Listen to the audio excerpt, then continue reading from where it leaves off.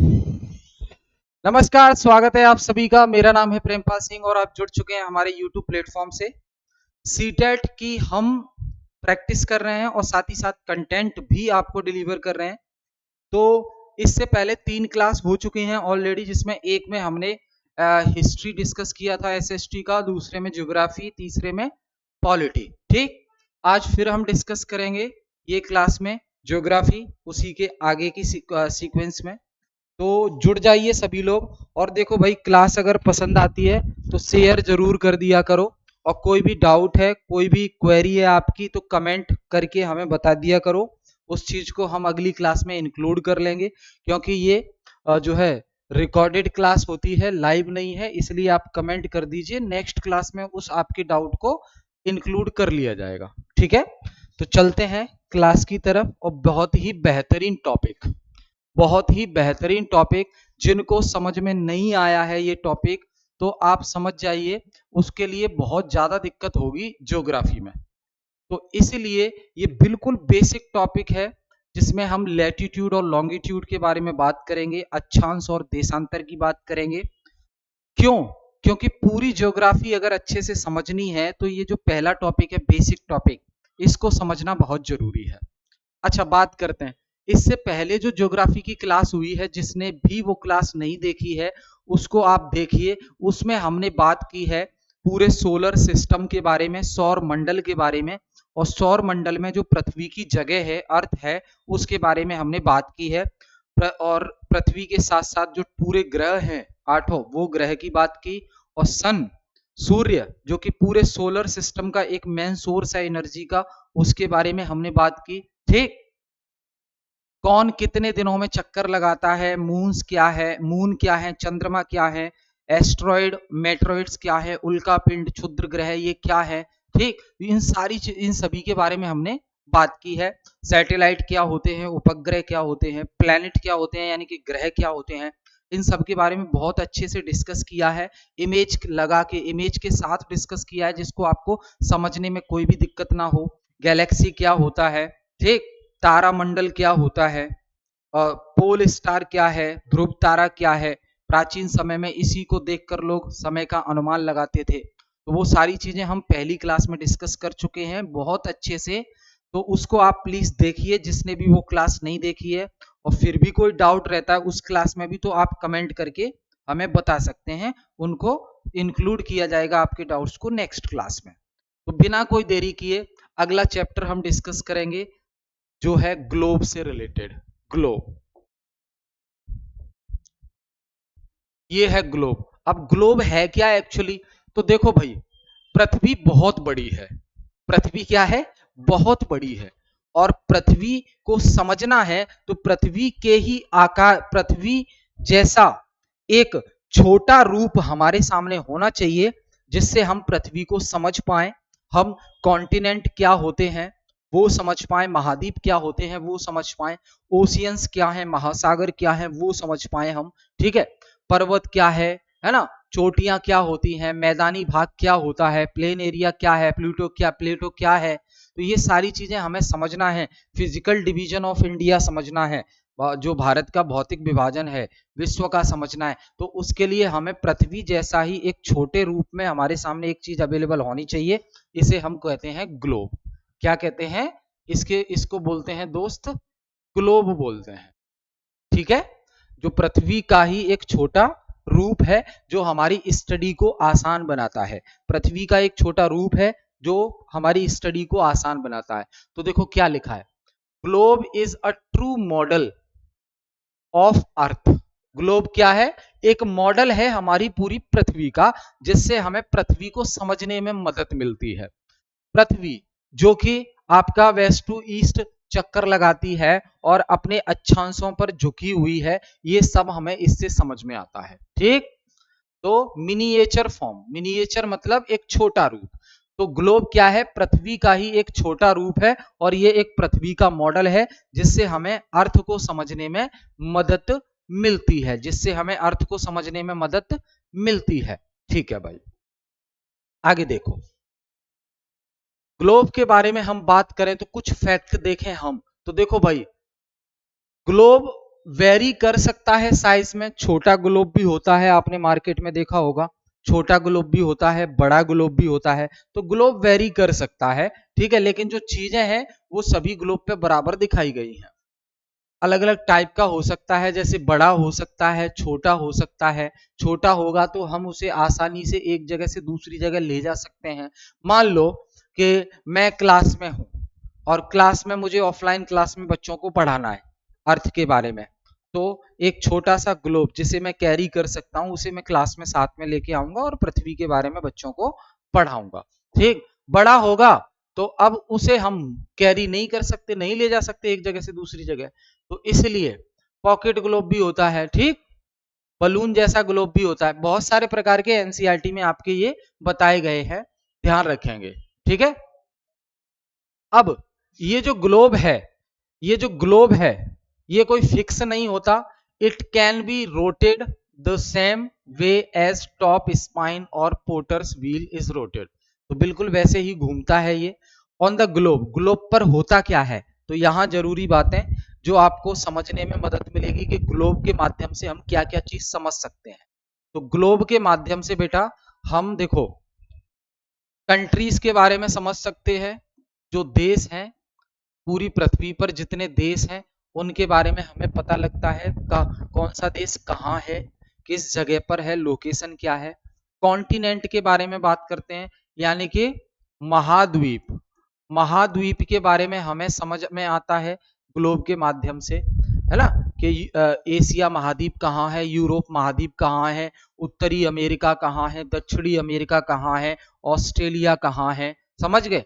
और उसके साथ साथ फिर ओशियंस के बारे में हमें पता लगता है। तो तीसरी चीज जो हम देख पाते हैं ग्लोब पर वो है महासागर, महासागर, तो जो जैसे प्रशांत महासागर हो गया, हिंद महासागर हो गया, तो ये हमें देखने को मिलते हैं, आर्कटिक ओशियन हो गया। तो इनका जो करेक्ट साइज है उस साइज हमें पता लगता है ग्लोब के माध्यम से, ठीक है। तो सबसे पहली बात जो अभी तक हमने देखा कि भैया ग्लोब होता क्या है, ग्लोब पर प्रश्न आए हैं आपके सीटेट के एग्जाम में, तो भाई ग्लोब होता क्या है ये हमें समझ में आ गया। तो कैसे बताएंगे ग्लोब क्या है, ग्लोब पृथ्वी का ही एक छोटा रूप है और ये पृथ्वी का एक मॉडल होता है जिसके माध्यम से हमें पृथ्वी को समझने में मदद मिलती है, एकदम रियल फीलिंग आती है कि हम पृथ्वी के बारे में क्या पढ़ रहे हैं, क्योंकि उसी जैसा मॉडल हमारे पास ग्लोब की फॉर्म में अवेलेबल है। अब ग्लोब पर हम क्या देख पाते हैं, तो देश कौन कौन से देश हैं, है ना, और महाद्वीप कौन कौन से हैं, महासागर कौन कौन से हैं, इनकी एग्जैक्ट लोकेशन कहां से कहां तक ये फैले हुए हैं, और किस महाद्वीप में कितने देश आते हैं, कौन सा देश किस महाद्वीप में आता है, ये हमें पता लगता है। कौन से महासागर से कौन सा कॉन्टिनेंट कनेक्ट है ना, तो ये सब हमें देखने को मिलता है ग्लोब में। एक्सिस, अक्ष क्या होता है, देखो यहां टर्मिनोलॉजी आपको समझने को मिल रही है। अक्ष क्या होता है, पृथ्वी के दो अक्ष हैं, ठीक है, पृथ्वी जैसे एक्स अक्ष और वाई अक्ष, उत्तरी और दक्षिण दिशा में, तो needle is fixed through the globe. अब जो ग्लोब है देखो यहां देखो, यहां देखो, ये जो है ये यहां से एक नीडल फिक्स कर दी गई है, ये नीडल एक फिक्स कर दी गई है सुई, ठीक है, तो उसके बारे में बताया गया है। तो एक नीडल है वो फिक्स कर दी गई है ग्लोब में इन अ टिल्टेड मैनर, झुके हुए मैनर में एक सुई डाल दी गई है, which is called its axis, जिसे इसका एक्सिस कहा गया है। ग्लोब की बात कर रहे हैं हम, तो ऊपर का एक्स अक्ष मान लो, नीचे का वाई अक्ष मान लो, एक्स अक्ष उत्तरी दिशा की उत्तर की साइड और वाई अक्ष जो है दक्षिण की साइड।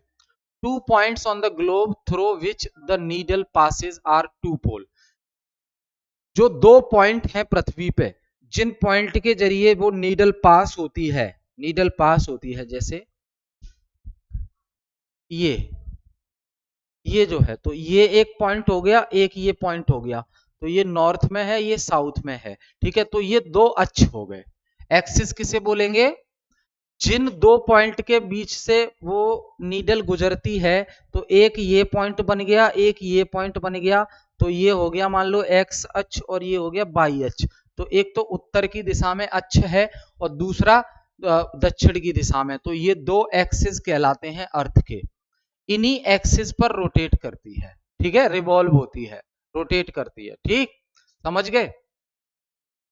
अब जो ऊपर वाला है उत्तर की साइड, उसे बोलते हैं नॉर्थ पोल। यहां मैं बनाता हूं, जैसे अभी मैं समझाने को आपको ऐसे बना देता हूं। तो इसको बोलते हैं नॉर्थ पोल, इसको क्या बोलेंगे, उत्तरी ध्रुव, ठीक है भाई, इसको बोलेंगे उत्तरी ध्रुव, क्योंकि उत्तर की साइड है नॉर्थ पोल, और ये जो है ये दक्षिणी ध्रुव है, ये क्या है, दक्षिणी ध्रुव, समझ गए। इस लाइन को क्या बोलते हैं, इस लाइन को क्या बोलते हैं, तो इसको वैसे प्राइम मेरिडियन बोलते हैं, और एक्सिस में देखें तो ये जो टिल्टेड है, झुका हुआ है, इस जिसे आप नीडल समझ रहे हैं, नीडल से आपको समझाया जा रहा है ग्लोब में, ठीक है। तो एक होता है नॉर्थ पोल और दूसरा होता है साउथ पोल, दक्षिणी ध्रुव।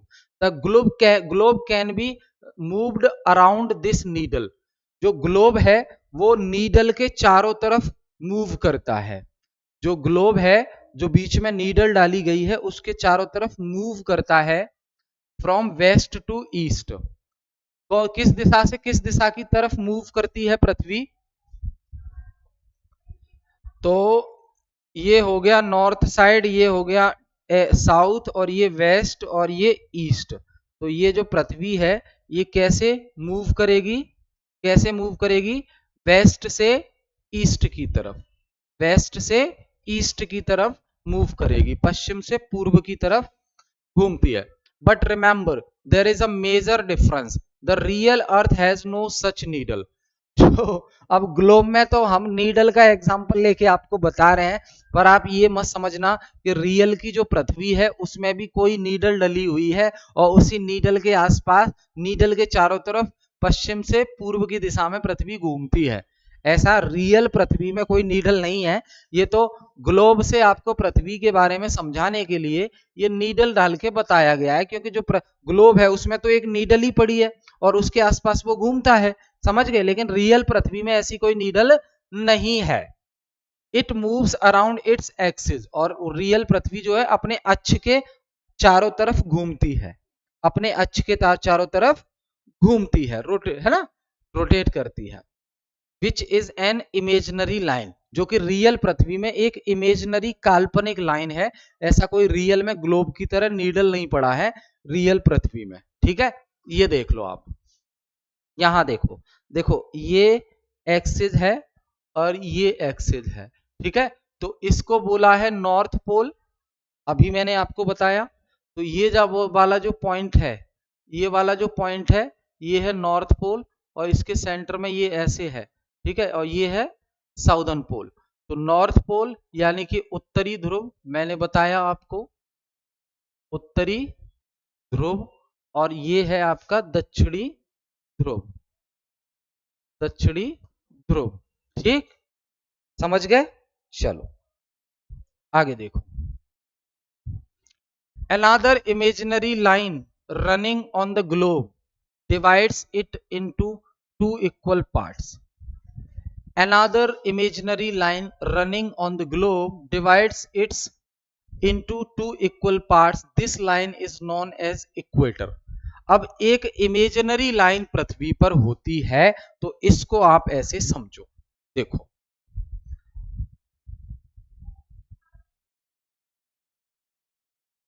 ये अर्थ है, और अर्थ को एक इमेजिनरी लाइन दो बराबर भागों में बांटती है, जैसे यहां से ये इमेजिनरी लाइन है, काल्पनिक रेखा, जो अर्थ को दो बराबर हिस्सों में बांट देती है। इस काल्पनिक रेखा को ही कहा जाता है इक्वेटर। क्या कहा जाता है इस काल्पनिक रेखा को, इक्वेटर यानी कि भूमध्य रेखा। क्या कहा जाता है, इक्वेटर यानी कि भूमध्य रेखा, ठीक। ये जो लाइन है वो पूरी पृथ्वी को बराबर दो भागों में डिवाइड करती है और ये लाइन एक काल्पनिक रेखा है। पास रियल में पृथ्वी पर ऐसी कोई लाइन नहीं होती है, ये एक काल्पनिक रेखा है जिसे भूगोलविद ने, ज्योग्राफर ने स्टडी आसान करने के लिए इमेजिन किया है, ड्रॉ किया है। अब ये जो लाइन है उसे भूमध्य रेखा कहा जाता है और ये इक्वेटर है कौन क्या चीज, तो ये लैटिट्यूड्स हैं, आगे हम देखेंगे।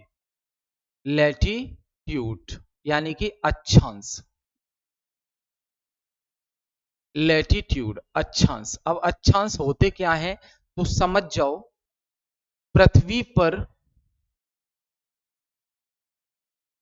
पर पश्चिम से पूर्व की दिशा में, पश्चिम से पूर्व की दिशा में, पूर्व की दिशा में या इसका अपोजिट, या पूर्व से पश्चिम की दिशा में, पूर्व से पश्चिम की दिशा में, पश्चिम की दिशा में जो काल्पनिक रेखाएं, जो काल्पनिक रेखा खींची जाती हैं, रेखा खींची जाती हैं, उन्हें ही अक्षांश रेखा कहा जाता है, यानी कि लैटिट्यूड अक्षांश कहा जाता है। ठीक है, तो अब आप देख लो, पृथ्वी का ये वाला हिस्सा नॉर्थ यानी कि उत्तर, और ये दक्षिण, और ये पश्चिम, और ये पूर्व, वेस्ट ईस्ट। तो पश्चिम से पूर्व की ओर खींच दो लाइन या पूर्व से पश्चिम की ओर खींच दो, बात तो एक ही है। तो पूर्व से पश्चिम या पश्चिम से पूर्व की तरफ जो लाइन इमेजिनरी ड्रॉ की जाती हैं उन्हें ही हम अक्षांश कहते हैं, अक्षांश रेखाएं कहते हैं। ठीक, और ये जो बीच में लाइन, बीच में जो अक्षांशीय रेखा खींची गई है, ऐसी अक्षांश रेखा जो पृथ्वी को बराबर दो भागों में बांटती है, उसको नाम दे दिया है, उस अक्षांश रेखा को इक्वेटर, भूमध्य रेखा। समझ गए?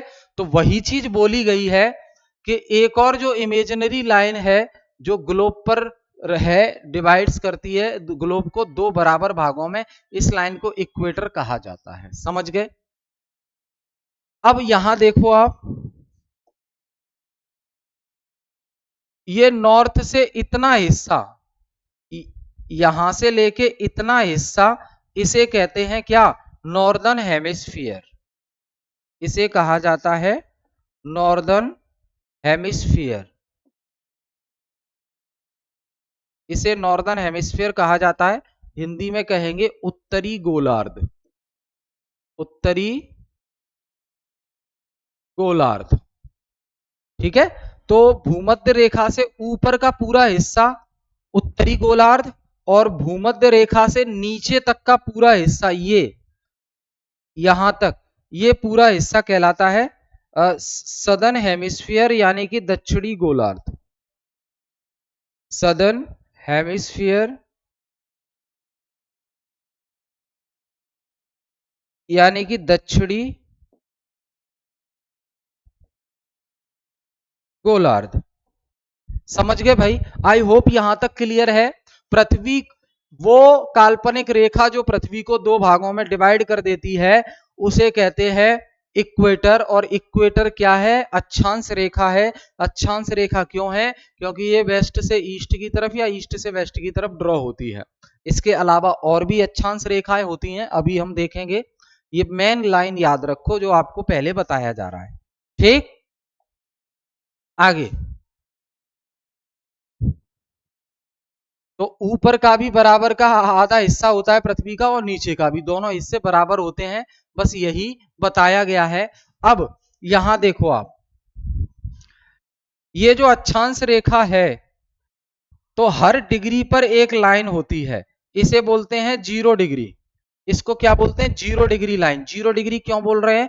क्योंकि इक्वेटर के सेंटर से इसका जो कोण है वो 0 का बनेगा, इसलिए इसको 0 डिग्री बोल रहे हैं। साथ ही साथ और भी लाइन होती हैं, लेकिन कुछ खास लाइन आपको याद रखनी है। वैसे तो 0 डिग्री से 1 डिग्री जाएंगे तो एक लाइन ड्रॉ हो जाएगी, 1 डिग्री से 2 डिग्री जाएंगे तो दूसरी लाइन ड्रॉ हो जाएगी। इस प्रकार ये वाला है 90 डिग्री अक्षांश और ये भी नीचे है 90 डिग्री साउथ। समझ गए? तो यहां देखो कुछ और लाइन जो जरूरी है आपके लिए, जैसे एक और लाइन होती है यहाँ पे, इसे जैसे ये 0 डिग्री है तो ये वाली लाइन होगी 23.5 डिग्री। अब क्योंकि 0 डिग्री से ऊपर नॉर्थ की साइड है ये लाइन, तो यहाँ पे लिख देंगे नॉर्थ, तो उत्तरी साइड में 23.5 डिग्री है ना। और एक और लाइन होती है यहाँ पे, उसकी डिग्री होती है 66.5 डिग्री, और ये भी नॉर्थ में है तो एन लिख दिया। ठीक, अब ये डिग्री का क्या मतलब है, तो 0 डिग्री पर तो यहाँ इक्वेटर के सेंटर से इसका जो कोण है वो 0 का ही बन रहा है, लेकिन ये 23.5 डिग्री क्यों बोल रहे हैं, तो यहां देखो एक और दूसरा कलर चेंज कर,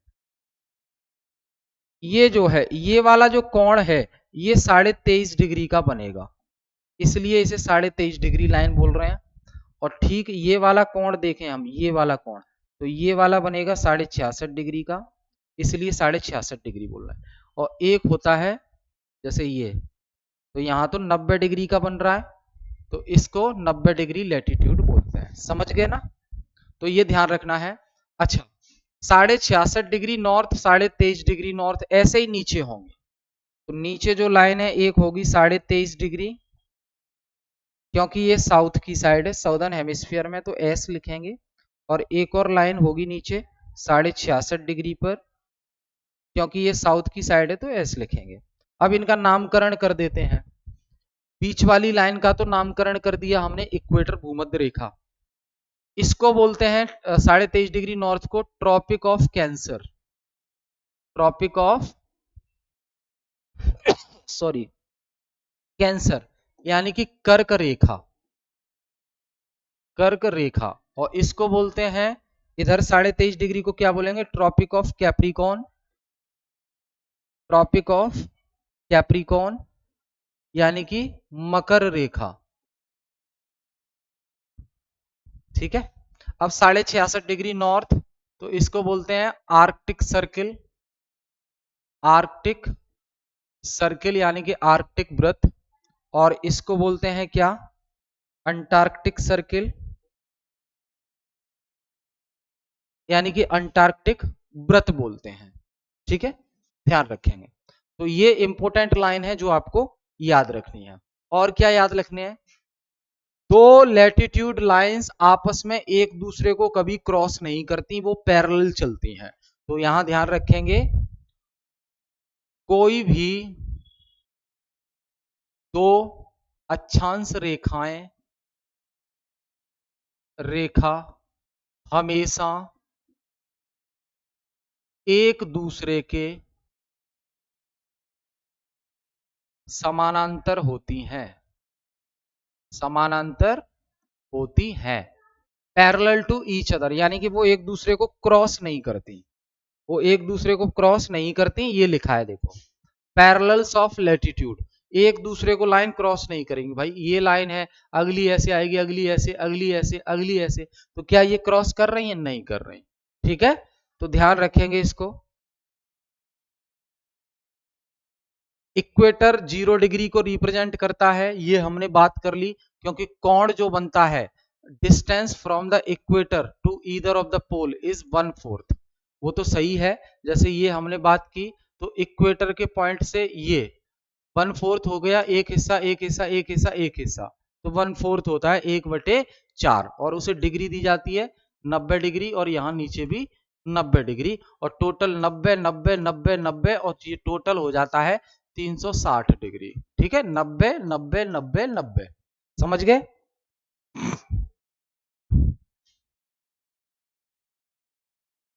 अब नॉर्थ की तरफ, such all parallels north of the equator, equator के उत्तरी ध्रुव की तरफ जो पैरेलल्स होते हैं उन्हें नॉर्थ लैटिट्यूड कहा जाता है, उत्तरी अक्षांश। और जो साउथ नीचे की तरफ जो पैरेलल्स होते हैं उन्हें उत्तरी अक्षांश कहा जाता है। ये और बीच में इक्वेटर हो गया, इक्वेटर से नीचे दक्षिणी अक्षांश, और इक्वेटर के ऊपर उत्तरी अक्षांश, ठीक है, क्योंकि उत्तर की साइड है। अब इंपोर्टेंट पैरेलल्स ऑफ लैटिट्यूड, यानी कि मुख्य समानांतर रेखाएं, मुख्य समानांतर अक्षांशीय रेखाएं कौन कौन सी हैं, तो ये हम डिस्कस कर चुके हैं, इसमें आप और देख लो, ठीक है। तो ये बीच वाली लाइन हो जाती है इक्वेटर, और ये वाली लाइन है आपकी, और एक ये लाइन है आपकी, ठीक है, ऐसे ही ये लाइन और ये लाइन, ठीक। तो ये है आपकी 0 डिग्री, और ये 23.5 डिग्री नॉर्थ, और ये 66.5 डिग्री नॉर्थ, ठीक, और ये 23.5 डिग्री साउथ, और ये 66.5 डिग्री साउथ, और ये नॉर्थ पोल और ये साउथ पोल। यहां देखो, ट्रॉपिक ऑफ कैंसर 23.5, ये मान लो, ट्रॉपिक ऑफ कैप्रिकॉन 23.5, ये वाली, आर्कटिक सर्किल 66.5, ये वाला, अंटार्कटिक सर्किल 66.5 साउथ, ये वाला। समझ गए? क्लियर है? आई होप क्लियर है। The midday sun is exactly overhead at least once a year. चलो इधर देखो, ये पृथ्वी का दिखाया गया है, इधर सन की ये किरणें हैं जो डायरेक्ट पड़ रही हैं पृथ्वी पर। तो सूर्य की जो किरणें हैं वो ये ट्रॉपिक ऑफ कैंसर और ट्रॉपिक ऑफ कैप्रिकॉन, यहाँ पे सबसे ज्यादा पड़ती हैं सूर्य की किरणें। तो ये वाला हिस्सा सबसे गर्म होता है, इसलिए इसको टॉरिड जोन कहते हैं, वो है ना, गर्म होता है ये हिस्सा। क्यों? क्योंकि पृथ्वी की डायरेक्ट किरणें इस पृथ्वी के, सॉरी, सूर्य की डायरेक्ट किरणें पृथ्वी के इस हिस्से पर पड़ती हैं। अब पृथ्वी जो है सूर्य का चक्कर लगाती है, तो सूर्य के सामने पृथ्वी का जो हिस्सा आता है वहां ज्यादा गर्मी रहती है, ठीक है। तो ये हीट जोन होती हैं पृथ्वी की।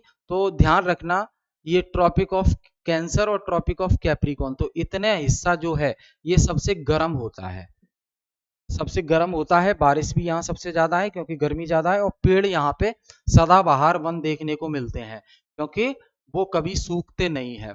एवरग्रीन फॉरेस्ट इस एरिया में पूरे में जो भी देश आते हैं, ठीक है, समझ गए?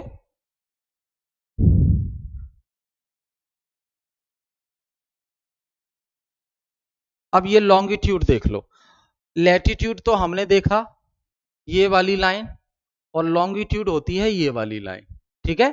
तो पृथ्वी पर ये अर्थ है, अर्थ पर ऐसे जो लाइन खींची जाती है, जैसे ये 0 डिग्री, इसे प्राइम मेरिडियन लाइन बोलते हैं, प्राइम मेरिडियन लाइन बोलते हैं।